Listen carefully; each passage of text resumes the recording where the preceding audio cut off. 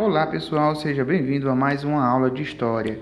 E hoje nós vamos falar das fundações das vilas das primeiras cidades e a fundação de Salvador.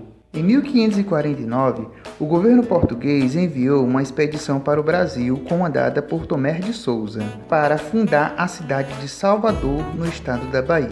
No lugar escolhido havia engenhos de cana-de-açúcar nas proximidades e o solo era fértil para a sobrevivência dos colonos. A cidade seria a sede do governo português no Brasil, ou seja, o local onde se estabeleceria o governador Tomé de Souza e outros funcionários enviados pelo rei de Portugal. Salvador foi construída no alto de um morro para dificultar o ataque de indígenas e dos povos estrangeiros. Na parte mais alta seria construído as principais casas e os prédios ligados ao governo, como a Câmara Municipal e o Palácio do Governador.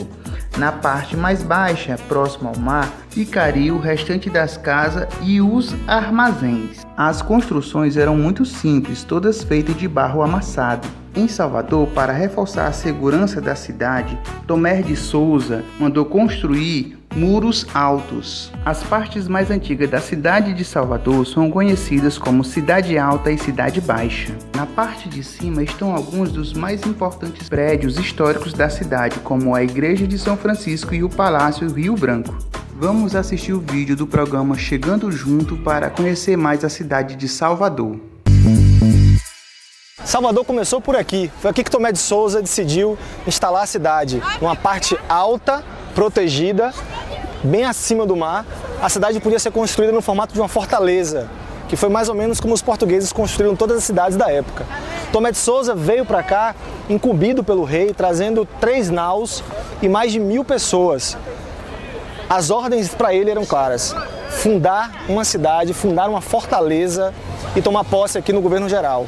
E foi isso que ele fez.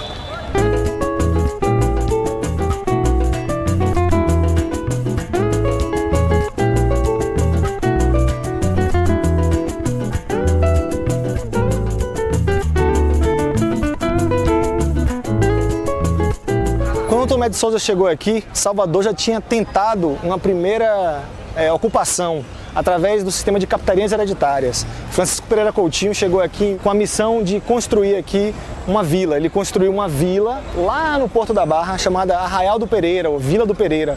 Mas a tentativa não deu certo, houveram vários conflitos com os índios. Ele tentou fugir e, juntamente com o bispo, o navio dele sofreu um naufrágio na ilha de Taparica, que fica do outro lado da Baía de Todos os Santos, e eles foram devorados pelos índios tupinambás. Então não deu certo a capitania hereditária e o rei mandou Tomé de Souza com papel. E foi esse local aqui que ele escolheu para poder fundar a cidade, um local protegido em que ele construiu aqui atrás a Câmara dos Vereadores, o Fórum, e ficava a prisão também. Aqui o Palácio do Governo e do outro lado a Igreja da Sé. A Igreja da Sé não existe mais hoje, ela foi demolida no começo do século passado para poder abrir caminho para o bonde. Mas, historicamente, a cidade foi construída com os 3 poderes instalados aqui: Câmara, Governo e Igreja.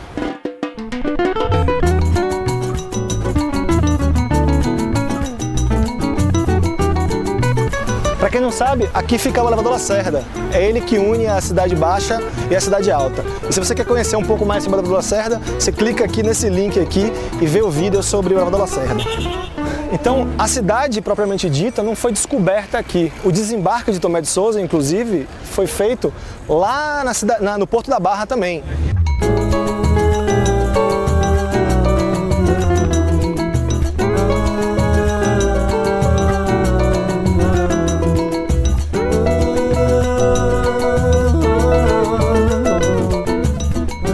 Mas quando o Tomé chegou aqui, já existiam alguns portugueses que tinham ficado por aqui. O principal deles era o Diogo Álvares Pereira, conhecido como Caramuru, que foi um francês que sofreu um naufrágio aqui bem no começo do século, em 1510, e ficou aqui, foi acolhido pelos índios, casou-se com a Índia. A gente vai seguir aqui um pouco na direção de onde ficava um dos portões da cidade. A cidade era toda murada no começo, tinham vários portões, e ali tinha uma porta que já terminava a cidade logo depois de onde foi construída a Catedral da Sé.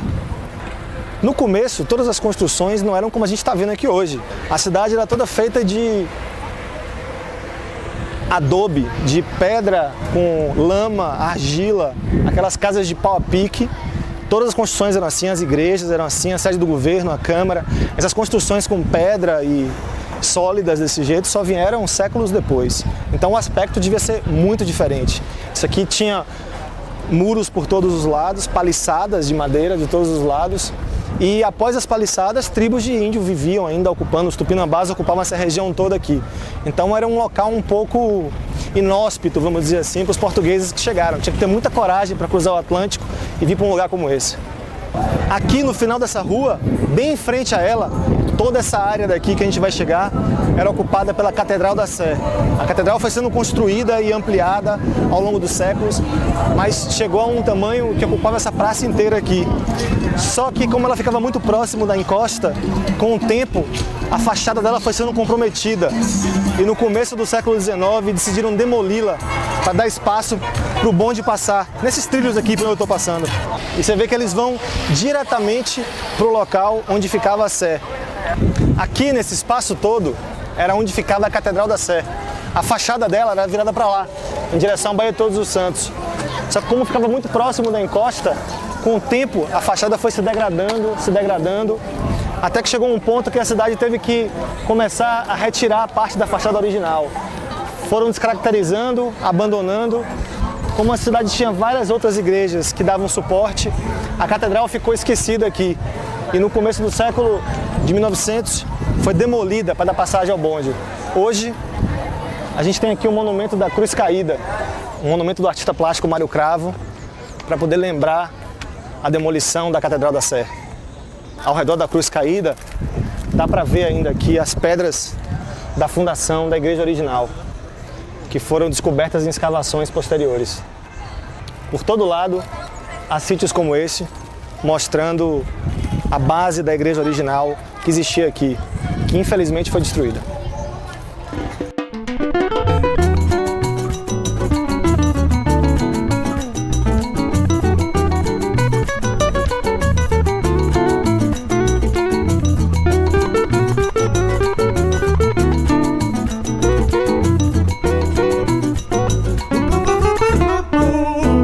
Aqui ao lado da Sé ficava a residência arquiepiscopal, onde o arcebispo daqui de Salvador vivia.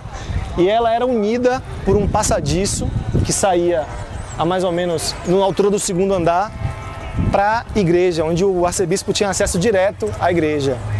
Esse passadiço foi removido após a demolição da Sé, mas a residência continua até hoje e está sendo restaurada para virar um museu. Foi aqui, em 29 de março de 1549, que a cidade oficialmente começou sob as ordens de Tomé de Souza. Ele ficou 4 anos aqui em Salvador como governador-geral e depois voltou para Portugal. Mas a cidade começou a crescer, não parou mais e hoje já é uma das principais cidades do Brasil, com mais de 3 milhões de habitantes. E tudo isso começou aqui, como uma fortaleza, uma praça cercada por muros, com índios ao redor, na cidade alta, protegida de tudo que podia acontecer. É uma bela história, não é não? Fala a verdade. Tchau!